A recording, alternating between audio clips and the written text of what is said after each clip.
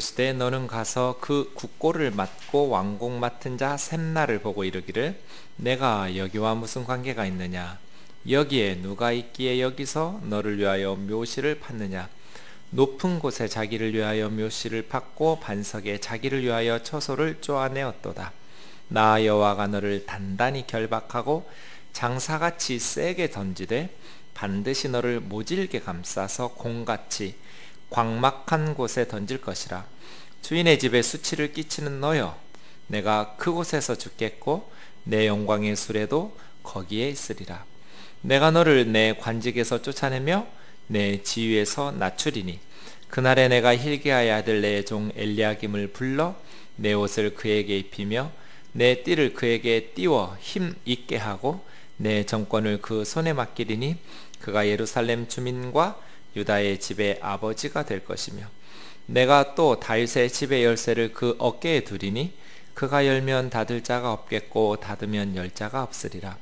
못이 단단한 곳에 박힘같이 그를 견고하게 하리니 그가 그 아버지 집의 영광의 보좌가 될 것이요 그 아버지 집의 모든 영광이 그 위에 걸리리니 그 후손과 족속되는 각 작은 그릇 곧 종지로부터 모든 항아리까지니라. 만군의 여호와께서 이르시되 그날에는 단단한 곳에 박혔던 못이 사그리니 그 못이 부러져 떨어짐으로 그 위에 걸린 물건이 부서지리라 하셨다 하라. 나 여호와의 말이니라. 아멘. 이사야 13장에서 23장까지 열방에 대한 하나님의 심판이 이어지고 있는 중 22장에는 예루살렘을 향한 하나님의 심판, 그리고 특별히 오늘 본문 15절에서부터 25절까지는 그 중에 셈나와 엘리야김이라는 두 개인에게 하나님의 말씀이 선포되고 있습니다. 굉장히 좀 독특한 상황인데요. 이사야서 전체에서 나라나 공동체의 메시지가 전파됩니다. 개인이라고 하면 왕에게 전파되죠.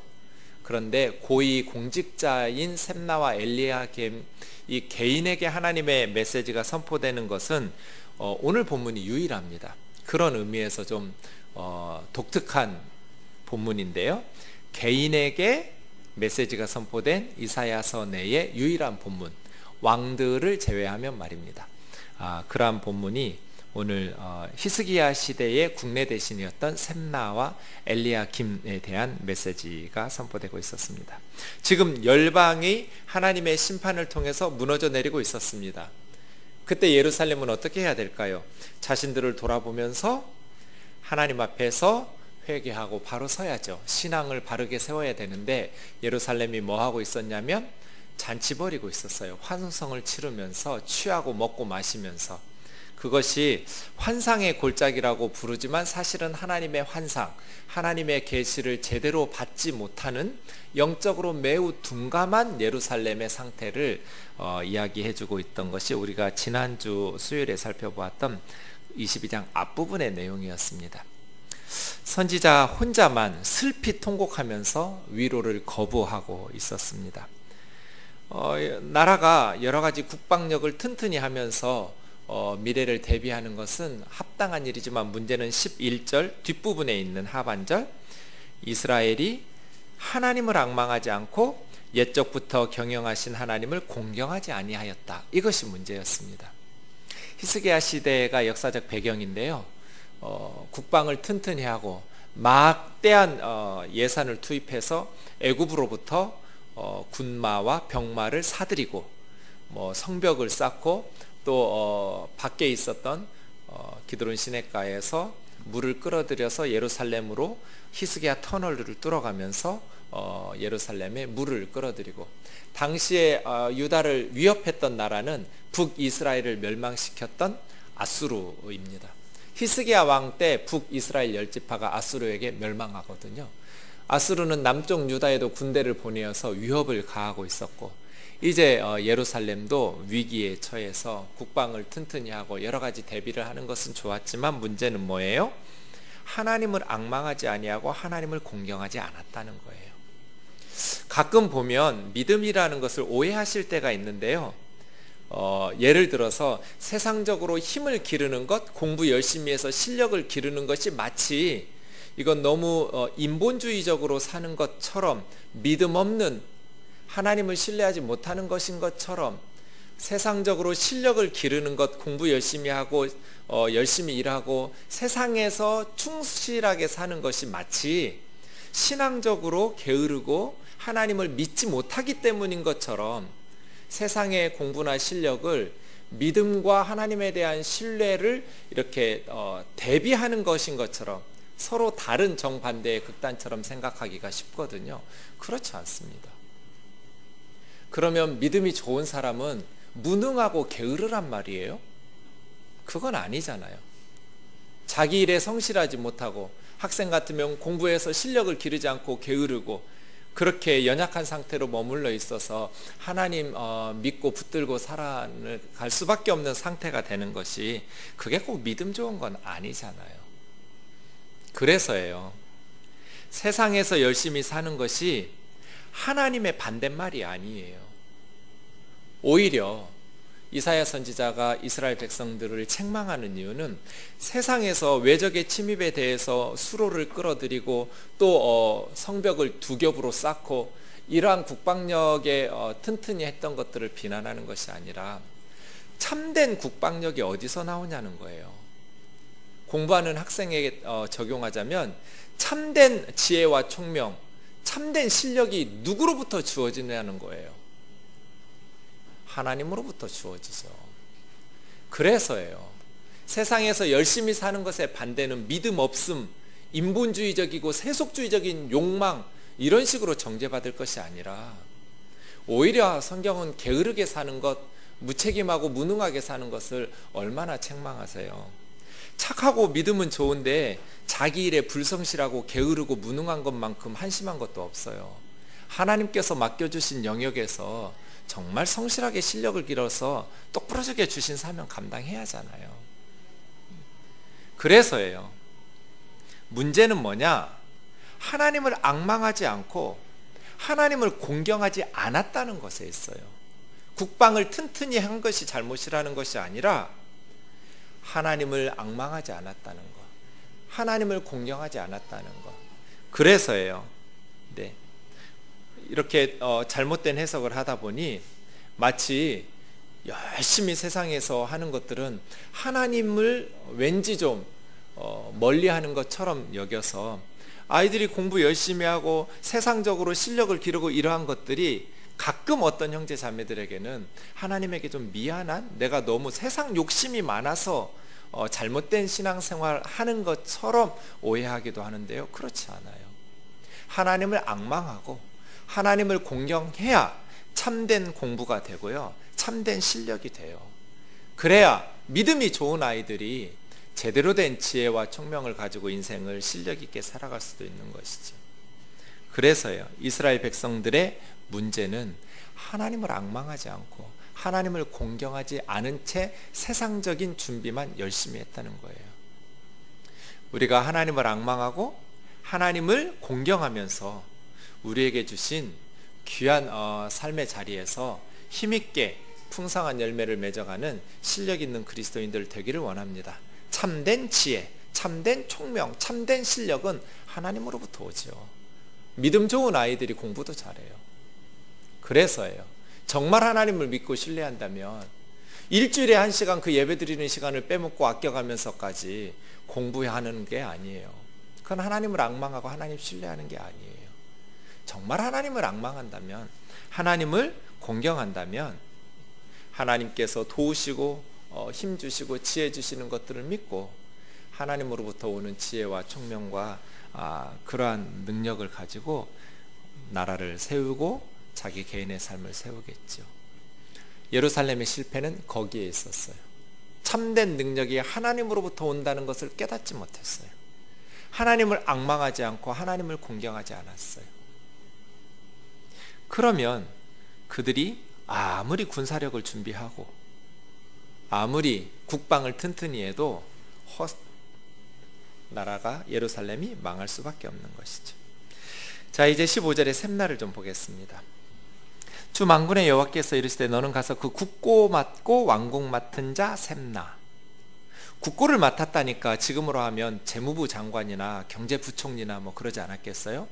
국가 경제를, 재정을 책임지는 사람. 동시에 왕궁을 맡았으니까 청와대 비서실장이나 뭐 그런 식으로 되지 않았겠어요? 그런데 이 셈나의 자리를 20절에 보시면 hil기야의 아들 내종 엘리야김을 불러서 셈나의 옷, 셈나의 띠, 셈나의 정권을 그 손에 맡기겠다고 말하면서 예루살렘 주민과 유다 집의 아버지가 될 것이다. 엘리야김에게 이렇게 말하는 것을 보면 국고 맡고 왕궁을 맡은 것은 예루살렘 주민을 다스리니까 지금으로 하면 서울 시장 역할, 예루살렘 시장 역할도 하고요. 또 유다 집 전체 아버지가 된다 하니까 왕 다음으로, 지금으로 하면 국무총리쯤 되는 왕 다음에 있는 고위직이 아니었을까, 그렇게 추측할 수 있어요. 그러니까 막강한 권력이 주어진 고위공직자죠. 셈나는 재정권, 그리고 예루살렘 전체, 유다 전체의 아버지처럼, 그리고 왕궁을 통솔하는 엄청난 권력을 가지고 있는, 그래서 성경학자들이 이 지위는 왕 다음이다 이렇게 말하는 거예요. 많은 권한이 셈나에게 주어졌어요. 그런데 16절이요. 셈나한테 가서 이사야야 나의 말을 전하거라. 그런데 이사야를 통해서 셈나에게 전달되신 하나님의 메시지는 네가 여기와 무슨 관계가 있느냐, 여기에 누가 있기에 여기서 너를 위하여 묘시를 받느냐, 높은 곳에 자기를 위하여 묘시를 받고 반석에 자기를 위하여 처소를 쪼아내었도다. 여기라는 말이 3번 나오죠. 여기와 무슨 관계 있느냐, 여기에 누가 있기에, 여기서, 그리고 너를 위하여 자기를 위하여라는 말도 3번 나와요. 너를 위하여 묘시를 받느냐, 높은 곳에 자기를 위하여 묘시를 받고 반석에 자기를 위하여 처소를 쪼아내고. 여기 셈나야 네가 여기에 탐낼 때가 아니라는 거죠. 여긴 예루살렘이겠죠. 셈나 너 같은 고위공직자가 있어서는 안 되는 곳 여기다. 네가 여기하고 무슨 관계가 있고 여기에 누가 있길래 여기서 너를 위해서 묘시를 받냐는 거예요. 그러니까 셈나는 자기의 고위직, 그 높은 지위를 이용해서 자기 가족묘 파고 자기 무덤 판 거예요. 이스라엘 시대의 사람들의 무덤은 이렇게 바위를 파가지고 굴을 파서 가족묘로 만들거든요. 셈나는 높은 곳에 자기를 위하여 묘시를 받고 반석에 자기를 위하여 처소를 만든, 그러니까 천연 요새에 높은 반석을 파서 무덤을 만든 거예요. 호화롭게 무덤을 준비했겠죠. 가족묘겠죠.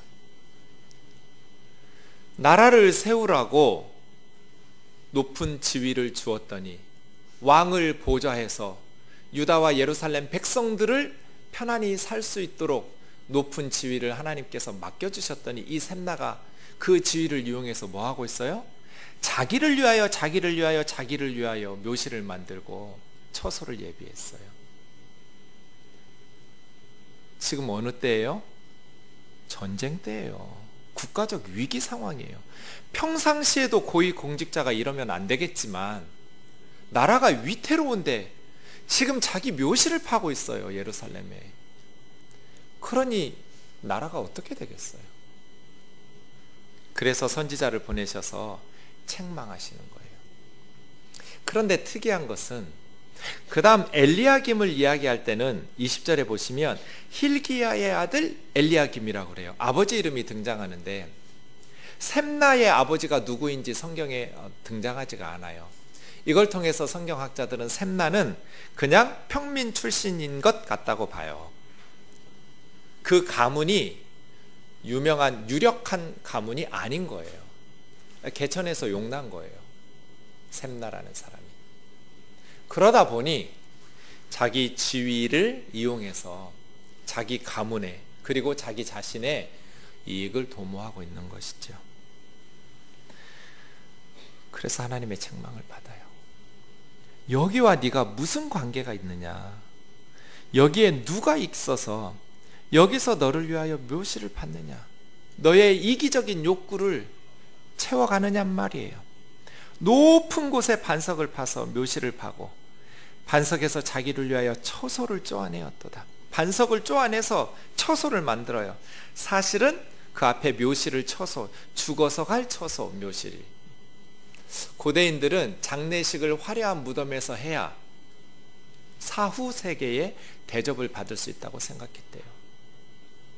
그러니까 고인에 대한 예를 다하는 장례식이 매우 중요하게 여겼던 시대가 그 시대인데요.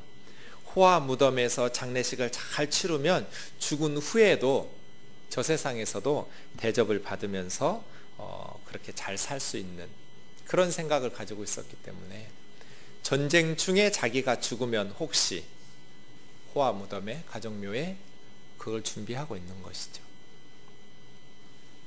문제는 뭐예요?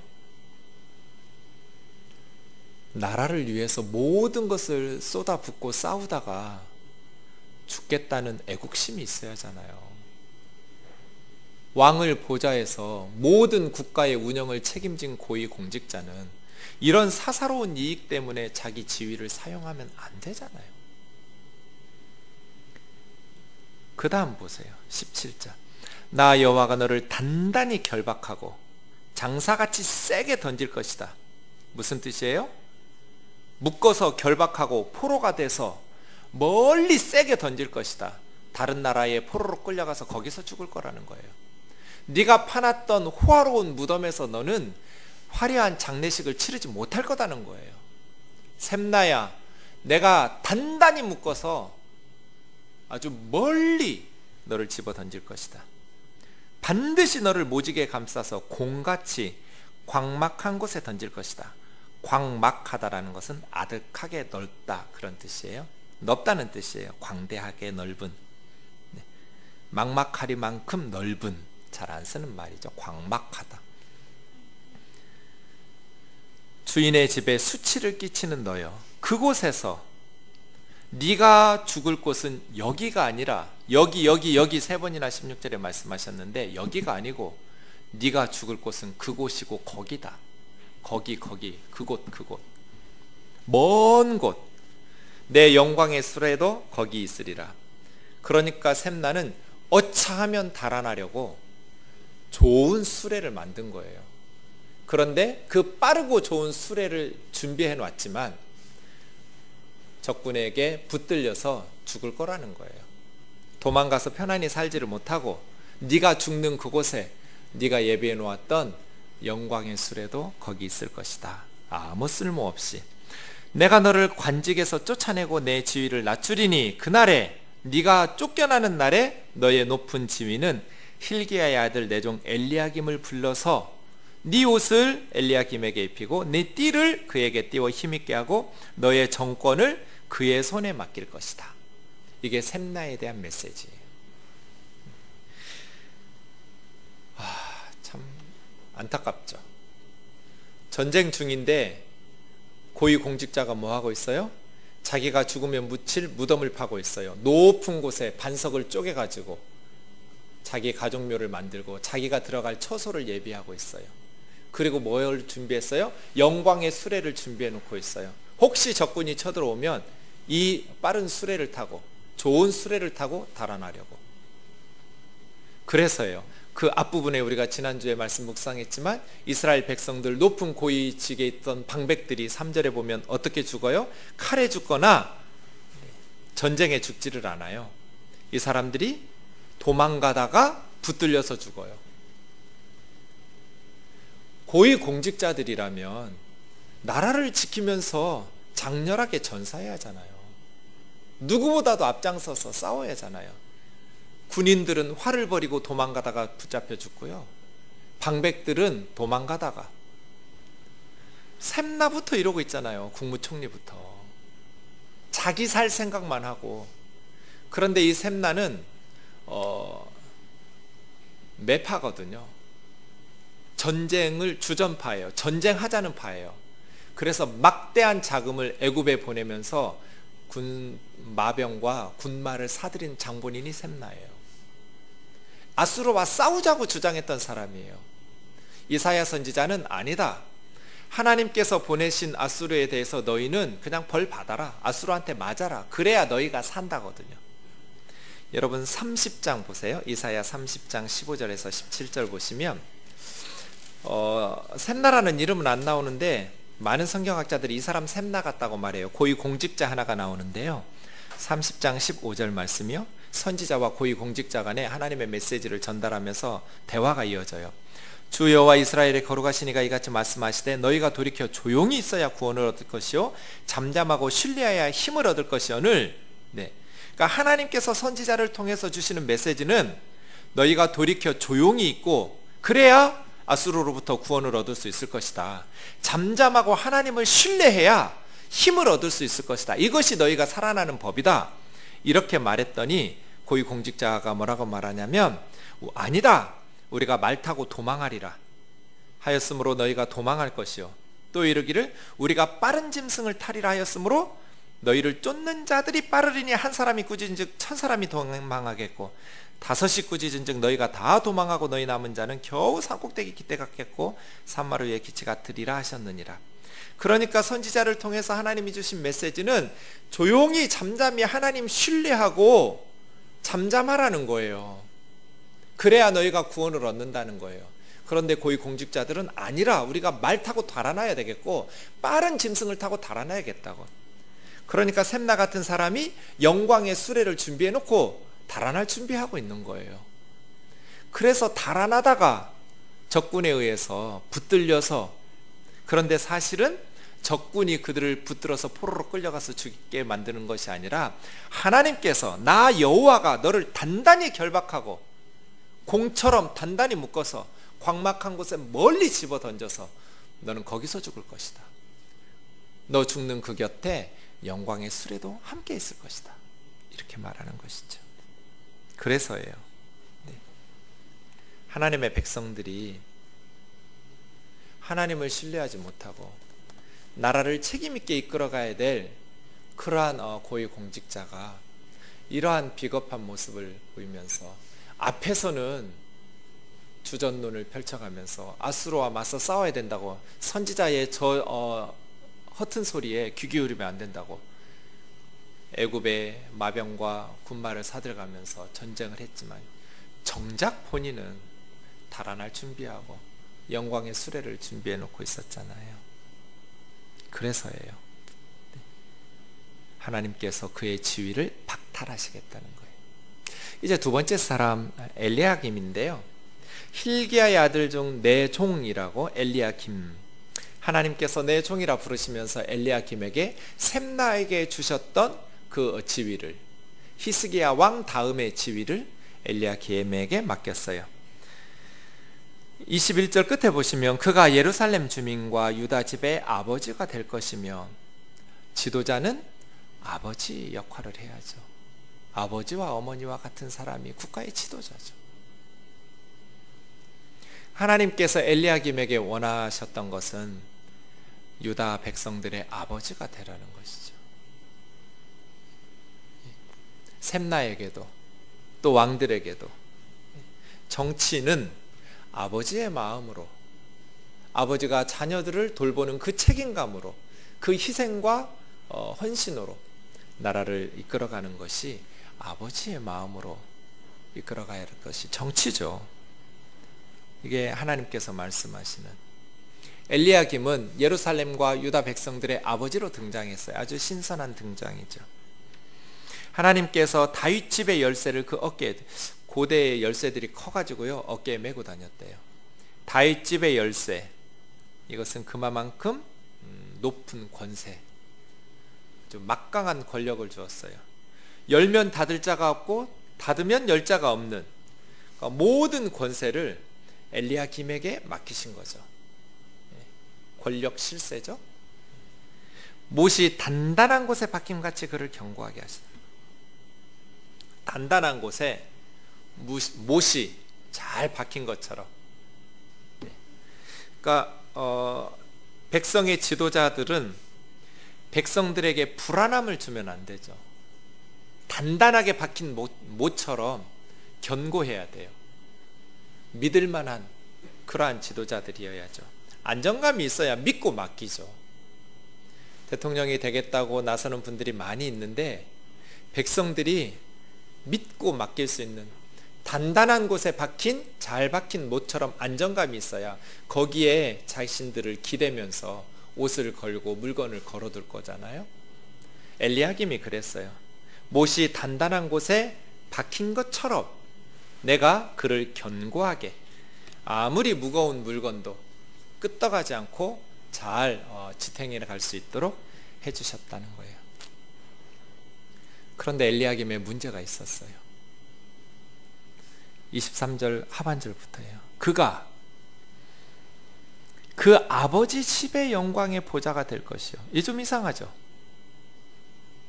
샘날을 대신해서 높은 지위를 받았으면 왕을 보좌하고 백성들을 섬기면서 전시 상황의 국가를 건져내야 하잖아요.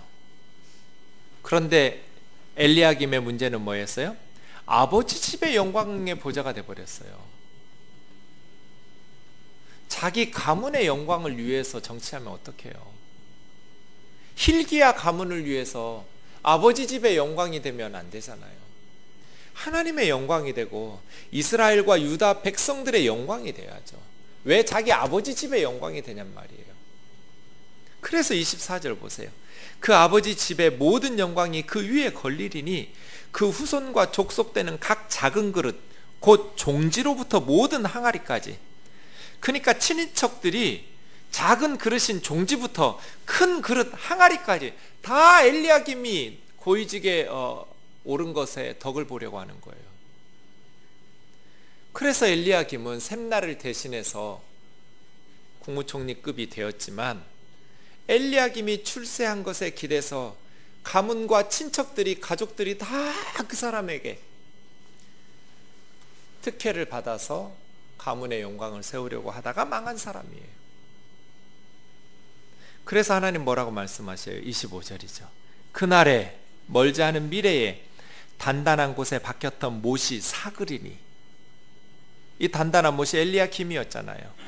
샘날을 대신해서 하나님께로부터 다윗의 열쇠를 받았던 그 막강한 권세를 가지고 있었던 엘리야김이 사가버리게 될 거예요. 처음에는 그렇게 단단히 박힌 못과 같았는데 시간이 흐르면서 사가서 이 못이 부러져 떨어져 버렸어요. 엘리야김을 사가서 떨어져 버리는 못이 되게 한 게 누구예요? 친인척들이에요. 그 아버지. 종지 그릇에서부터 항아리 그릇까지, 작은 놈은 작은 놈대로, 큰 놈은 큰 놈대로 다 엘리야김에 기대어 가지고 자기들의 입속 챙기느라고 하나님께서 단단히 박힌 못처럼 만들어 주었더니 이제 자기 집 사람들, 엘리야김의 문제는 공과 사를 구분하지 못한 거예요. 친인척 비리를 제대로 관리하지 못해서 이 못이 사가서 떨어져 버렸어요. 그럼 엘리야김이라는 못이 사가서 떨어져 버리면 거기에 기댔던 모든 물건들이 다 깨지지 않겠어요?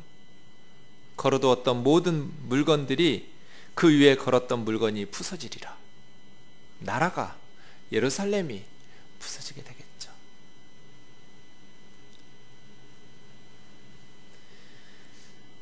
유다의 그리고 예루살렘의 몰락과 멸망은 셈나와 엘리야김 같은 고위 공직자들의 영적 타락과 도덕적 해이와 부패에서 비롯됐다고 이사야 선지자는 질타하고 있어요.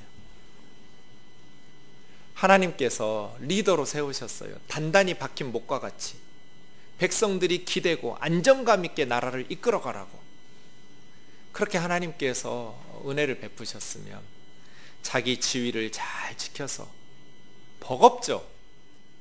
그런데 백성들은 연약하면 지도자에게 의지하게 돼 있잖아요. 그 자기 지위를 지켜야죠. 부패하고 타락해서 사가서 떨어져 버리면 어떻게 해요? 그 자리를 지키지 못하면, 엘리야김처럼 사가서 떨어져 버리면 걸어두었던 모든 물건들이 다 부서질 거잖아요. 지도자가 될 수 있도록 하나님께서 단단히 박힌 못과 같은 견고함을 주시는데, 여러분이 인정하든 인정하지 않으시든 하나님께서 저와 여러분에게 그 지위에 세우셨다는 것은 우리를 믿고 감당할 수 있다고 판단하셔서 맡기신 거잖아요.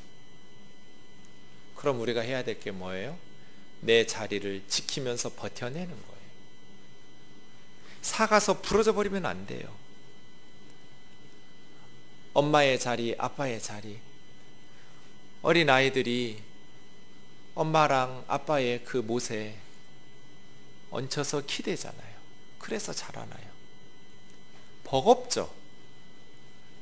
그러나 그 자리를 버텨내는 거죠. 사가서 부러지지 않도록 자기 스스로를 잘 관리했어야죠. 그리고 엘리야김의 가족들, 친척들이 자기 친족, 자기 조카일 수도 있고 아들일 수도 있고 손주일 수도 있고 삼촌일 수도 있고, 이러한 엘리야김이 공평무사하게 국정을 잘 이끌어갈 수 있도록 엘리야김에게 사적인 부담을 주면 안 되잖아요. 출세한 엘리야김에 기대어 가지고 온갖 것들을 다 종지에서부터 항아리까지 걸어버리니까 엘리야김이 사가서 떨어져 버리잖아요. 고위 공직자가 이렇게 부패하고 무너져 버리면 나라는 어떻게 되냔 말이에요. 제가 나온 대학에 대통령이 된 분이 계셨네요, 얼마 전에. 그러다 보니 저희 동문 선후배들을 이야기들이 가끔 들렸어요. 제가 토할 것 같았어요.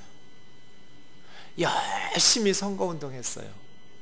동문을 청와대에 갔어요. 갔으면 이제 대통령을 만들었던 자기들은 뒤로 물러나서 5년 동안 공평하게 나라를 잘 이끌 수 있도록 물러줘야 하잖아요. 그런데 다들 언제 청와대에서 불러주나 하고 기다리면서 욕하고 원망하고 있더라고요. 무슨 나라가 이래요. 오래전에 읽었던 책인데 일본 사람들은 동문들이 총리나 장관급이 되면 그런 가능성이 있는 동기를 밀어준대요. 그래서 장관이 되거나 총리가 되면 일괄 사표를 내고 공직에서 물러난대요. 그 친구가 부담이 될까봐, 자기들 때문에. 참 우리가 일본을 무시하고 욕하는 유일한 세계의 유일한 나라가 대한민국인데요, 일본 사람들 무시하는 그런 책들이나 그런 내용들을 보면 우리가 참 배울 게 많아요. 엘리야김이 샘나를 대신해서 국정을 맡았으면 그의 모든 친척과 가족들은 뒤에서 물러나서 자기들에게 부담 느끼지 않도록 기도로 후원해줘야죠. 어쩌면 이렇게 종지부터 항아리까지 다 걸쳐놓냔 말이에요. 그래서 오늘 이스라엘이 열방이 무너지고 망해가는 중 예루살렘과 유다가 멸망할 수밖에 없었던 이유가 결국은 지도자의 역할을 잘 감당하지 못했고, 그 높은 지위를 이용해서 자기 묘실을 파고 자기 가족을 위해서 부패하고 타락한 나머지 예루살렘은 무너질 수밖에 없었다. 이 말씀을 기억하면서 우리 자신을 잘 지켜서 하나님 앞에서 맡겨주신 사명 잘 감당할 수 있도록 저와 여러분이 그 말씀의 은혜 안에 거할 수 있기를 원합니다. 우리 찬양하고 기도합시다. 여러분 오시면서